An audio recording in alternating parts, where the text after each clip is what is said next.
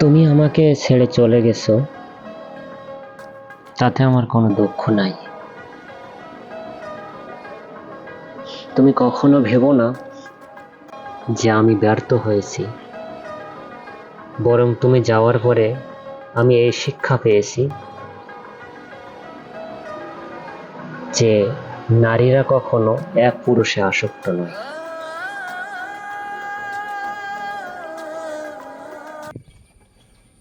একটা বাস্তব কথা বলি, বৃষ্টি শেষ হয়ে গেলে যেমন ছাতাটা হাতে করে নিয়ে ঘুরতেও একটা বিরক্ত লাগে,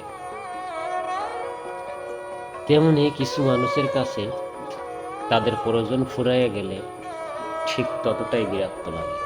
সব জায়গায় নরম হতে নেই, কখনো কখনো কোনো পরিস্থিতিতে লোহার মতো শক্ত হতে হয়। কারণ আপনি যদি সব জায়গায় নরম হয়ে চলেন, তাহলে মানুষ আপনাকে মাটির মতো পিষে চলে যাবে। এটাই বাস্তব, এটাই দুনিয়া। সব জায়গায় নরম হলে চলবে না। নিজের ইনকামের টাকায় শখ পূরণ করে দেখো, দেখবে শখ এমনিতেই কমে গেছে। দুনিয়াতে প্রিয়জন বলে কিছু নেই, যা আছে সব প্রয়োজন। যখন প্রয়োজন ফুরিয়ে যায়, তখন প্রিয় মানুষের রং বদলায়। এটাই বাস্তব। ঘুম এই শব্দটা অনেক ছোট, কিন্তু কি অসাধারণ জিনিস। যদি ঘুম আসে তাহলে সবকিছু ভুলাইয়া দেয়, আর যদি ঘুম না আসে তাহলে অনেক কিছুই ভাবনা চিন্তা মাথায় আসে। অন্যদিকে যদি ঘুম ভাঙে তো সকাল, আর ঘুম না ভাঙলে পরকাল। জীবনে প্রথম কাপড়টা অন্যের হাতে পড়তে হয়,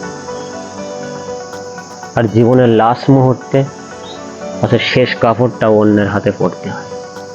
তাহলে কিসের এত অহংকার মানুষ, কিসের এত অহংকার? মানুষ সব সহ্য করতে পারে, কিন্তু প্রিয় মানুষের অবহেলা আর কষ্ট সহ্য করতে পারে না। কারণ তার প্রিয় মানুষটা, শখের মানুষটা যখন কষ্ট দেয়, সেই কষ্টেই একটা মানুষ তিল তিল করে শেষ হয়ে যায়। পোকা আর ধোঁকা দুটি আলাদা জিনিস হলেও গুণ কিন্তু একই। কারণ পোকা ফসলের ক্ষেত নষ্ট করে, ফসল নষ্ট করে, ফুল ফল নষ্ট করে, আর ধোঁকা মানুষের জীবনটাই নষ্ট করে।